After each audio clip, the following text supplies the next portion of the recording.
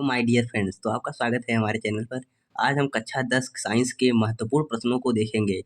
आज आपका 2024 फरवरी को पेपर है, तो हम 100% वादा करते हैं कि जितने क्वेश्चन हम बता रहे हैं, उसमें से ज़रूर ज़रूर आपका फंसेगा सारा क्वेश्चन। तो चलिए शुरू करते हैं। तो हम पहले लघु उत्तरीय प्रश्नों को देखते हैं। तो हम पहले प्रश्नों को देखेंगे, उत्तर बाद में देख लेंगे। आप अगर बोलेंगे तो उत्तर का भी बता देंगे वीडियो बना के, लेकिन हम पहले महत्वपूर्ण प्रश्नों को देख लेते हैं। तो प्रश्न पहला है, ऊष्माक्षेपी एवं ऊष्माशोषी अपक्रिया का क्या अर्थ है? उदाहरण सही समझाइए। Very very important. आप इसे जरूर अपने बुक से देख लीजिएगा, और नहीं तो आप बोलेंगे तो हम बता देंगे वीडियो में, कोई बात नहीं उसमें।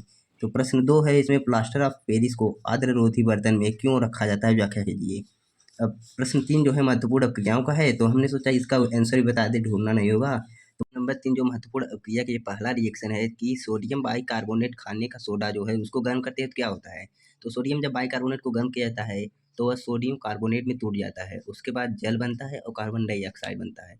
तो कार्बन डाइऑक्साइड तो वो ऊपर उड़ जाता है, लेकिन बाकी ये जो बन जाता है। अब दूसरा जो इम्पोर्टेंट रिएक्शन है वो है विरंजक चूड़ की क्रिया जब सल्फ्यूरिक अम्ल से होती है।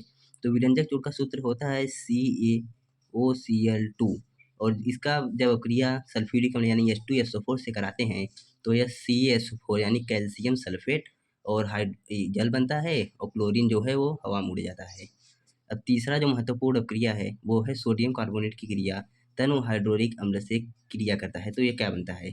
तो इसमें सोडियम कार्बोनेट को 2HCl यानी कि 2 अणु हाइड्रोक्लोरिक अम्ल को लेते हैं और क्रिया कराते हैं, तो जो है हमारा NaCl सोडियम का लवण बनता है, सोडियम क्लोराइड, और कार्बन डाइऑक्साइड बनता है और जल बनता है। कार्बन डाइऑक्साइड वापस हवा में उड़ जाएगा। और चौथा जो महत्वपूर्ण अपक्रिया है वह प्लास्टर ऑफ पेरिस को गर्म किया जाता है तो क्या होता है? तो प्लास्टर ऑफ पेरिस का देखिए फार्मूला एक ये भी होता है कि CaSO4 इंटू 1/2H2O। लेकिन हम जब 2 अणु लेंगे तो इसका 1 अणु बन जाएगा और इसका 2 अणु, तो इसलिए हम यहाँ पर CaSO4 ट्वाइस लगा देंगे हैं, तो इससे कोई दिक्कत नहीं है। अब इसको 200 डिग्री सेल्सियस पर गर्म करेंगे तो 2 अणु कैल्शियम सल्फेट के बनेंगे और 1 अणु जल के बनेंगे। तो आई होप कि आपको यह महत्वपूर्ण अपक्रिया समझ में आ गई होगी। तो अब चलते हैं नेक्स्ट प्रश्न में, जो है प्रश्न नंबर 4। प्रश्न चौथा जो है वो है, अयस्क व खनिज को परिभाषित कीजिए तथा उनमें अंतर बताइए। तो जब मैं कक्षा 10 में था तब भी यह प्रश्न पूछा था, तो यह बहुत इंपॉर्टेंट है क्योंकि मेरे में भी आया था। तो इसलिए आप इसे जरूर याद करिए, ये बहुत इंपॉर्टेंट है। और प्रश्न 5 जो है वो है, कार्बन एवं उसके यौगिक से जो है समजातीय श्रेणी क्या है? उदाहरण के साथ समझाइए। आप उत्तर अपना कॉपी से देख लीजिएगा, अगर न मिले तो हम वीडियो बना देंगे, आप कमेंट कर देना। प्रश्न 6 है, साबनीकरण पर संक्षिप्त टिप्पणी। ये भी बहुत इंपॉर्टेंट है, हमेशा पूछता है हर साल। तो साबनीकरण पर संक्षिप्त टिप्पणी ये इंपॉर्टेंट है, इसे पढ़ लेना। और प्रश्न 7वां जो है बायोलॉजी से अब है, तो बायोलॉजी का ये पहला क्वेश्चन है, यानी प्रश्न 7 है, धमनी एवं शिरा में अंतर स्पष्ट कीजिए। Most important. और जो प्रश्न 8वां है वो स्वपरागण एवं परपरागण में अंतर स्पष्ट कीजिए। ये भी बहुत इंपॉर्टेंट है, हर साल पूछा जाता है। और प्रश्न 9वां जो है वो लक्षण प्रारूप एवं जीन प्रारूप में अंतर स्पष्ट कीजिए। इंपॉर्टेंट है, इसे पढ़ लेना, नहीं पढ़ेंगे तो भी चल जाएगा, लेकिन इसे पढ़ के जाना। और प्रश्न 10वां जो है वह निकट दृष्टि दोष किसे कहते हैं? इसके कारण निवारण सही समझाइए और किरण आरेख भी खींचे। तो पढ़ लेना इसे और पढ़ के चले जाना, ये मोस्ट इंपॉर्टेंट है, ये 100% आपकी परीक्षा में आएगा। अब बारी है दीर्घ उत्तरीय प्रश्न। दीर्घ उत्तरीय प्रश्न हम कम ही बताएंगे, 5 प्रश्न बताएंगे, उसमें से सारे आएंगे।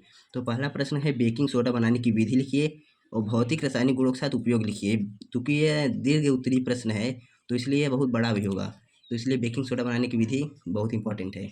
उसके बाद व्यंजक चूड़ बनाने की विधि लिखिए, इनके भौतिक गुण और रासायनिक गुण उपयोग लिखिए। तो इनका भौतिक गुण, रासायनिक गुण और उपयोग सारा अपने कॉपी से देख लेना और उसके बाद लिख लेना। का प्रश्न नंबर 3 है, धातुओं की सक्रियता श्रेणी क्या है?